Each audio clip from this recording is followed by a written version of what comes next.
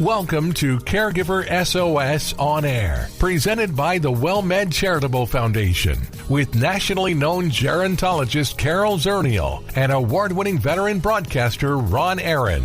This program provides health, wellness, and other information for caregivers who are vital to the health and well-being of so many people across our country. And now, here are your hosts, Ron Aaron and Carol Zernial. Well, hello, everybody, and welcome to the award-winning Caregiver SOS On Air. Our podcast available wherever you get your podcasts.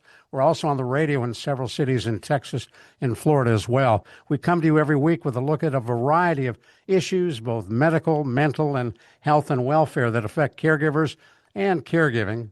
Our special guest will join us in just a couple of moments, but Carol Zernial, our co-host, is here. Carol holds a master's degree in social gerontology, more than 30 years' experience in the field. She's co-chair of the Raise Family Caregiving Advisory Council and executive director of the WellMed Charitable Foundation. And Carol, we're going to be talking about a topic that, boy, you know so well, taking care of us and we as we care for others. Well, that kind of says it all, right? Taking care of ourselves, and yet, why is it so hard? We're going to find out why is it hard and what do we need to do. Well, Susanne White is going to join us. Susanne is the founder of Caregiver Warrior. When she faced the opportunity to care for her parents, she ventured out on a caregiving journey that would change her life, and we'll find out about that. She blogs about that journey on her website, caregiverwarrior.com, and shares those experiences, strength, and hope with others so that they too may navigate caregiving with grace and empowerment. Susanne White's latest book, Self-Care for Caregivers, a practical guide to caring for you while you care for your loved one, available now at your favorite bookstore. And Susanne White, thanks for joining us on Caregiver SOS On Air. Thank you. Thank you so much for having me. I'm thrilled to be here. Share with us that journey you began when you began caring for your parents. What was that like? How did you get involved? And what did you learn in the process? Well, like so many of us, it came quickly, although it shouldn't have been surprising because my parents were getting older. But my first caregiving journey was for my mom, who had the early stages of dementia when we first started out, and then my dad, who had some heart issues and was getting very burned out from caring for my mom by himself. They were hiding a lot of the symptoms from us, and they were trying to do it alone together. And sadly, my dad got so exhausted when they flew down to family holidays. They had to take my dad off the airplane because he couldn't walk. He was so exhausted. And that was a shock for you? As I said, it was a shock because it was my mom and dad. And I think sadly, a lot of times we a little bit of a denial. And then they were hiding it from us. They were working really hard to hide it from us. So when I asked my father right away and said, "Hey, Pop, do you need help?" He said, "Yes," right away. So there it was. I said, "Okay, I'm in. Let's do it. I'll be your caregiver." When you say you're in, let's do it, I'll be your caregiver, what did that entail? Well, I wasn't sure when I said yes right away because I don't think we ever know what it entails. But for me, sadly, I went into it full force, and it was good with great intentions. But I was trying to do it perfectly. I was trying to do it alone, and I was trying to fix everything right away. Now, were they living with you? They were not. I was a long-distance caregiver for most of my journey with them. So I was traveling about 90 miles and working full-time. Put a stress on your work life. It put a stress on my life in general. Exactly. But it's the life. No, I was just going to say, what do you think what was the first thing that came to you when you realized sort of how complex this was or how heavy a lift this was for you? Well, I think, a lot of us, I think caregivers, a lot of us are type A personalities and we think we can do it all alone. I mean, I think the beauty of that is that we're able to step up and do it. But I think for me, I had to reach almost a burnout point to have it hit home that I was in trouble. And I remember the day I was driving on I lived in New York. My parents were in South Jersey. I'm a Jersey girl. And I was on the Jersey Turnpike, exhausted one morning, just trying to get to them as quickly as I could. I was absolutely bankrupt emotionally, physically, and spiritually. And I said, I can't do this. Something has to change. I didn't quite know what that was, but I knew that my parents weren't going to change, so I had to change. I just knew I couldn't continue anymore. So what did you do? I started a very slow process of looking at myself and looking at my relationship with my parents and what I needed to do to change for me. And I realized that I had to figure out what I needed, what I was doing, and how I was feeling. I was very concerned and focused on them, but I wasn't focused on myself. And that's part of the advice you give caregivers. Take care of yourself. Yes, absolutely. It's not a luxury. Self-care is not yoga mats and bubble baths. It's not right? I I mean, like that picture, though. it's not a Ooh, luxury. I like the bubble Self-care. bath idea. Stick with us. We're going to come right back to you. Let me let folks know who may have just joined us. You're listening to the award-winning Caregiver SOS on air. Our special guest is Susanne White, taking care of us as we care for others, and her book, Self-Care for Caregivers, a practical guide to caring for you while you care for your loved one, now available in bookstores. Carol Zernial is our co-host. I'm Ron Aaron. So, Carol, as you listen to Susanne describing how she got deep into caregiving, it's got to ring a lot of familiar bells for you. Well, it does. The idea, I was also a long distance caregiver, but what didn't ring a bell, or maybe what took me even longer when you're in the business, is recognizing that you're burnt out, that, it's sometimes you feel like it's just not an option. I'm not allowed to burn out. I'm not allowed to be exhausted. And so it's so important to realize that it's all of us. It doesn't matter who you are. Caregiving is difficult, and there is no need to go alone, and you do have to take care of yourself. Now, Suzanne described her parents trying to hide her mother's condition. That's pretty typical, is it not, Carol? People don't want the world to know that someone is beginning to suffer from dementia issues. I think that there's a fear, right, of independence, and you're embarrassed a little bit. I mean, asking your kids for help, sometimes that doesn't feel like the normal thing to do. You've been the parent the whole time. So, Suzanne, do you think that, what do you think was the reason they were hiding it? I think it's exactly what you were speaking of. I think there was embarrassment. My mom was very proud and they were both forces to be reckoned with. So I think the acknowledgement that they needed help from someone else when they had these robust, big lives, and then leaning on a child, I think they were embarrassed. I think they were scared. I think my mom was scared because dementia was starting to take over, and they were proud. And it's difficult, I think, to hand the mantle over to someone else, especially your child, and the responsibility that you're taking care of your child, and now your child has to take care of you. I think it's a really, really difficult decision, and it's very hard to accept it. So what advice do you give to others who find themselves in the same situation? I think that for me, I didn't give us enough time to adapt because that's my personality. Like I said, I wanted to do it perfectly, and I wanted to do it by myself, and I wanted to fix everything immediately. So I sort of became this helicopter caregiver. I was in there and I was trying to change everything and do the shopping and do it my way. And I didn't really give us time to adjust at all. So we were all sort of in shock, and it got a little snarky, for sure. And I had to realize a little bit that and my dad has had a great saying that we came up with. Okay, take it down a notch. But he would look at me. He was a really wonderful man and very calm. And he'd go, hey, Soupy, take it down a notch. And that helped me, that he could communicate that to me. And because the light bulb went off, I'm like, wow, I'm jumping in here, telling them what to do, how to do it, and, do it right now. And that wasn't fair to them or to me. Well, I love what you said, that you decided to take a look at yourself, because it's also hard and embarrassing sometimes to realize that we're part of the problem. So very important, very important. And it's nice to figure that out sooner rather than later. Thinking about what is my role? how could I change, or when do I feel like I'm hitting the wall, or what's that barrier? And is it me? Yes, and Carol, I think you're right. I think self-awareness is probably my greatest tool, because I'm still caregiving. I was a caregiver for other people in my life, and self-awareness. To this day, I have to work at it. I don't do it perfectly, or I don't have all the moves down, but I mean, self-awareness, checking in with myself, how I feel, even if it's physically, my shoulders up in my ears and my jaw, it's just stopping at least once a day to say to myself, hello in there. What are you feeling?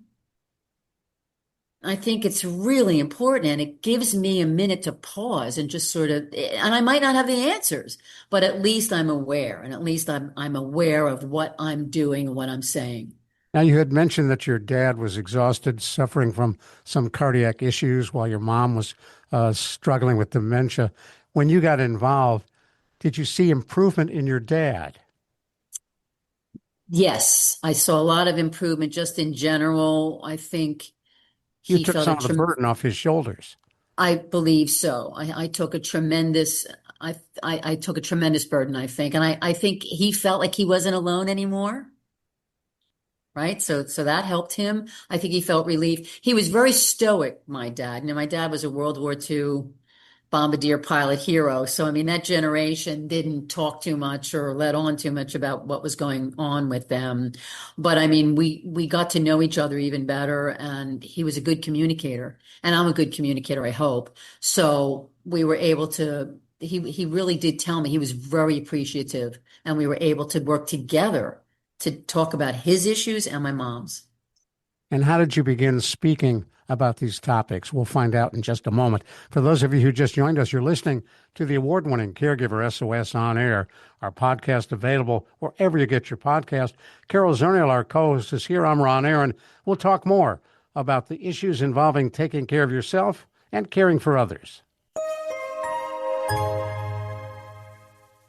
Well, thank you so much for listening to Caregiver SOS On Air. We're delighted to have you with us. We come to you every week with a discussion of an issue, a problem, some accomplishments involved in caregiving with more than 60 million caregivers across this country, but most thinking they are the Lone Rangers. We try to bring you the latest information and help that can make that job easier and more manageable. Caregiver SOS On Air takes a look at trends across this country. We provide tips on how to be a better caregiver, and most importantly, where you can go for help. On Caregiver SOS On Air, we try to give you what you need to make that caregiving manageable and to provide you with the help that can make your life easier. I'm Ron Aaron. Carol Zernial and I are delighted to co-host this program, and we're thrilled you've joined us on the award-winning Caregiver SOS On Air podcasts available everywhere, brought to you by WellMed Charitable Foundation. Hello, friend. Hello, friend. Really good to see you once again. Hello, friend. Hello, friend. Really good to see you once again. Well, we're so pleased you are staying with us right here on the award-winning Caregiver SOS On Air. I'm Ron Aaron, along with our co-host, Carol Zernial, and we're talking about self-care for caregivers, a practical guide to caring for you while you care for your loved ones. Susanne White, the author, is with us. She cared for her parents, dealing with a mom with dementia, dad with cardiac issues, and trying to make their life a little better. She's also a host of a number of webinars and a thought leader in the caregiver advocacy community. So, Susanne, I was asking you, so how did you step out from caring for mom and dad to becoming an advocate? I was always a writer. I was a singer-songwriter. I used to write lyrics. So I was journaling a lot while I was caring for my parents, just to let steam off. I think it's a good thing, journaling, to write stuff down. And I realized when I was building my team of caregivers, because I think it's very important to talk to other caregivers. And we would sit around and talk, and they'd say, well, nobody tells me about this. Like, no one told me about this. Like, there's so much to caregiving, and there's no information. So I thought, well, maybe I could, give some information, at least share my mistakes, if nothing else, because I sure made plenty of mistakes and things that I strategized and found that helped me. So I started sharing them in a blog, and people seemed to like it, and it took off. And I feel as though it was something I wanted to do more, and it just kind of grew. And your blogs are available on your website. I saw them. They are indeed. And when you say you made a bunch of mistakes and learned from them, what were some of those mistakes? Oh my goodness. Everything from figuring out medications, trying to get my mom to get people in the house to help us, having conversations with her, saying things like, don't you remember? I mean, it's the mistakes we make in caregiving. When I say mistakes, perhaps things that I did that I could have done better. It was a learning experience for me all the time. And sometimes I made big mistakes. Sometimes I dropped pills all over the floor. Sometimes I missed doctor's appointments because I was so stressed out and I was working. I mean, just general mistakes in life, I think we make. But as a caregiver, I think we're trying so hard to do it all the time, perfectly. We can't, we're human. So I made so many mistakes and learned so much from them. That's what was so wonderful. I learned from my mistakes a lot. Did you also have to forgive yourself for some of them? Oh my gosh, I'm still forgiving myself for some of them. It's hard. I'm hard on myself. And I think a lot of our personalities, I think a lot of caregivers are really, really hard on themselves. We do not give ourselves a break. And I think Well, self-forgiveness is hard. so I was interested in the word caregiving, the warrior part of caregiving. So why did you pick warrior? Well, my dad was a warrior, right, in World War II, and I have great respect for people who give service. And I thought about what a warrior is, and they're basically someone who really wants to protect and serve others and those they love. And on a, daily basis, caregivers are fighting a battle every day to protect those we love. And we hit the battlefield every day, and it's a minefield. I mean, we never know what's going to happen in caregiving. So I think of caregivers as being strong and resilient and courageous and caring and loving. And I think, I think they're warriors. And in your own case, as you confronted the challenges that your parents were facing, what did you learn about yourself? Hmm. Well, that's a great question. And I absolutely became a better me. I learned that I can't change anyone else. I can't change the circumstances. It's not my job to fix things. It's my job to show up and give support and be mindful and watch myself. I didn't get along with my mom really well most of my life, and I had to really become aware of how I interacted with my mom. And I would go into conversations with her ready to fight. And I had to really wake up to things like that. What was my behavior like? So I really learned how to temper a lot. I learned how to really look at myself and to listen to myself. And I never did it perfectly. And I'm still learning. I think caregiving is I think it's the PhD in life, is caregiving. I think if you really want to learn about life and your behavior and the people you care about and love, be a caregiver. Well, and it sounds like you've been in this world for quite a while. How do you deal with the marathon factor, not a sprint, the marathon that is caregiving? It's so funny that you're asking me that question because right before I got online with you, I was just asking myself what I needed to do to calm myself down because I'm in the middle of a crisis in a caregiving situation. So I think what I've learned and what I'm learning is that I have to take it as it comes. I can plan things, but I can't predict them. I'm going to have all these emotions. I'm going to get stressed out. I'm at my max right this minute, but I can't stop. So the question becomes, what do I need to do for me right now to get centered and balanced? And if it's 15 things, and if it's, the book that I wrote has 140 tips in it, sometimes I need to do 120 of them before I, you know, feel a little bit better and Well, regulate myself. well, and that's important too, what you just said about the 120. A couple of things. Number one, recognizing that you have to have a toolkit, right? What worked yesterday is not going to work today. You might have to exhaust your 120 things in your list to get through this. But also realizing that you do, when you say you have to stop, is that taking that breath at least once a day? Give yourself a little bit of air and room to breathe. Otherwise, you can't run a long race if you're not regulating your breathing. Regulating. You just said that very word. Now, you mentioned the tips. I was going to ask you, for those who are listening, Self-Care for Caregivers, a practical guide to caring. What are some of those 120 tips? And if you could expand on that. Well, it's divided up into 4 sections. So body, mind, spirit, and more of a practical side. So we're all different. We're all different people. Different things float our boats differently. So there's everything from take a bubble bath if you can to more serious things of checking in with yourself, doing a halt, which is like hungry, angry, lonely, tired, taking 5 minutes, stopping and asking yourself the 4 questions. Am I hungry? Am I angry? Am I lonely? Am I tired? Little rituals like that, time management, checking in with yourself, taking your emotional temperature at least once a day, making sure you're hydrated. Did you eat? You fed them. Did you eat? Are you drinking water?